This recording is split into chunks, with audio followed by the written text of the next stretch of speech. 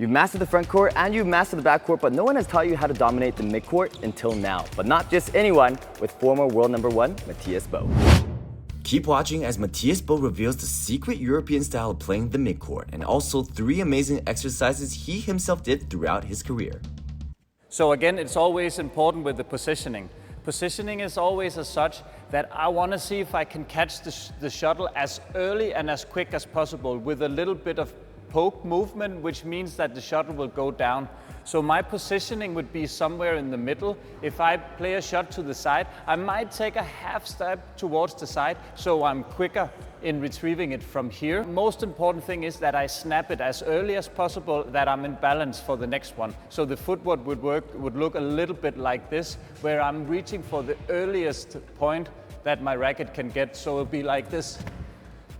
Notice that I'm still in balance. From here I can still move back in that jump, so it's not too wide so I lose my balance, but at the same time I also want to keep my racket still and just with a little bit of poke, so both my racket and my feet and my body are in balance and ready for the next shot, because this shot here, it's rarely a winner. This is a build-up for a lift or for something that they would play tight net so my partner is ready.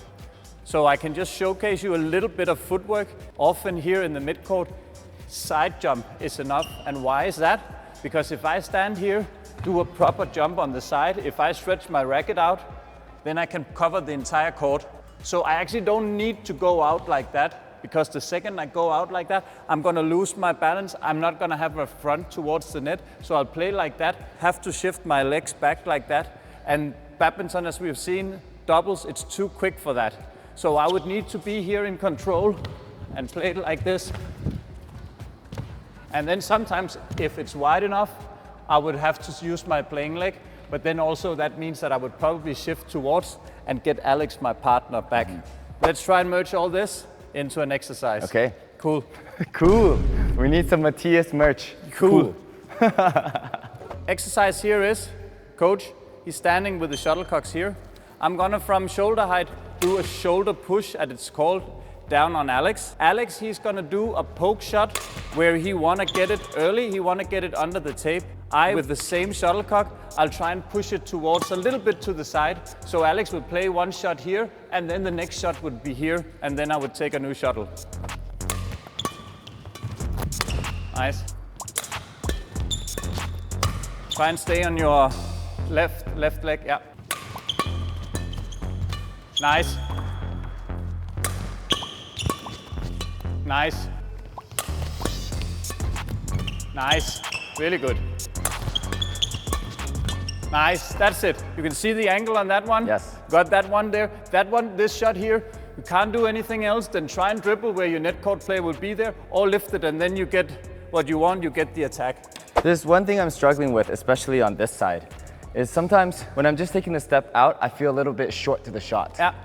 You can take an extra step. Okay. Yeah, because often what you're doing here is actually to say you're taking a half step and then you have to stand and wait for it. But you want to get it as early as possible. So that means you can be even quicker and more aggressive on that shot. You can also apply more power and take a longer first step and then cover more court. Because as I say, if we do like this, we can like cover 2 meters on the side. So it shouldn't be a problem. It's just about the timing. Simple, quick poke shots like that, super duper efficient. It's gonna score you a lot of points because your opponents cannot control that one. Cool. Cool. So another example of an exercise that is good, it's probably one of the exercises that I have done the most. It's called shoulder push. So 2 feeters here, Aylex is standing in the center. Now I have 5-6 shuttlecocks, it could just be 2 or 3. I'm gonna hit shoulder height on Aylex, means start with a drive. Aylex, every time we play a shot back to him, he's just gonna poke it under the tape, and he wanna aim for like the service line without making any mistakes. His feet needs to be quick, he needs to be agile, he needs to move. As always, badminton is hard, and so is this exercise. Okay, let's try and do it. No mistakes. No mistakes. No mistakes.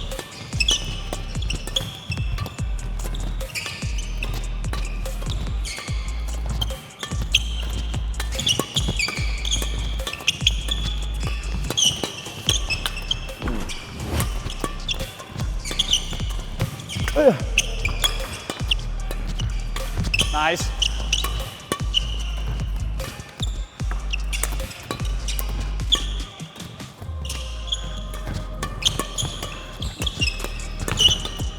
Good. Not bad, not bad. Good control. Hard exercise. I'll try one. When you, instead of standing still like that. Okay, let's do it.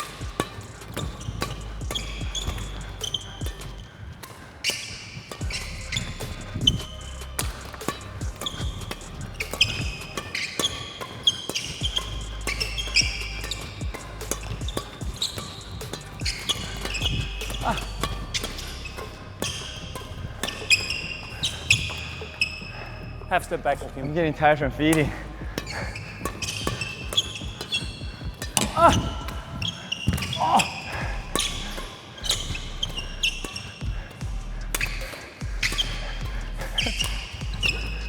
We gotta keep it down. If you enjoyed watching these videos so far, all we ask is for you to like, comment, subscribe, and also share these videos with your friends so that we can do better and make more videos like this for you. I'll show you another example where we are actually showing like how it would be, how the setup would be as a match. So relatively simple setup. I'm be standing in this side, both Akeem and Aylex will be on the other side, and then I will feed because we're adding that extra layer of the net court player really want to intercept and maybe confusing the things for the backcourt player, which also happens in a match when we play a lot of these shots. Maybe the midcourt player would say, hey, I need to intercept on this one, where we just want him to stay out of it unless he can kill it. So more realistic, look like this.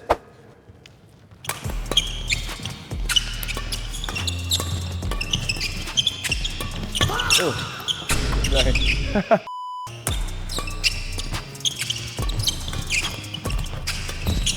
Good, Aylex. Ah, yeah. Ah, yeah, okay. Hey. No mistakes. No mistake. No mistakes. Just get it over. Good shot. Come.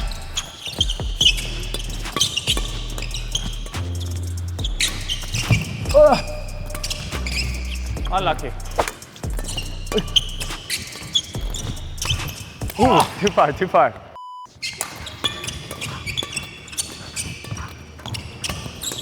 Yeah.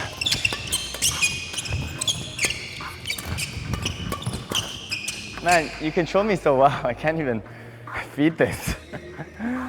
So what are you doing better than me? Why are you so in position? I'm so struggling even on feeding. Everything. Well, yeah. Great. No, obviously I have played these shots so many times. This has also been something that I have been when I was good at playing, something that I was really good at getting these shots under, using the deception, like also have an understanding of what is difficult to counter. So I know exactly when you're standing there and you feel like an elephant in a glass house, you don't know where the shuttle is coming. Even though you should have the attack, you're still confused. So that thing about putting that a little bit, making your opponent confused, even though that he should be in an attacking position, makes the difference. Because chances are you way higher that you will make a mistake if you are a little bit insecure where the shuttle is coming and you still feel a little stressed, even though that you should have the initiative. So in summary, what is the midcourt supposed to be doing? So midcourt is supposed to set up the attack so you can get like the clean attack, as we would say. We'll get the high lift, or we will lure the opponents into doing something stupid, because if they feel like Aylex, stressed, then at some point they would say, this is not going to continue, I'm going to make a mistake. Now I'm going to try and I'll just dribble it, and that's where my partner can come in and go for the kill. Wow. Cool.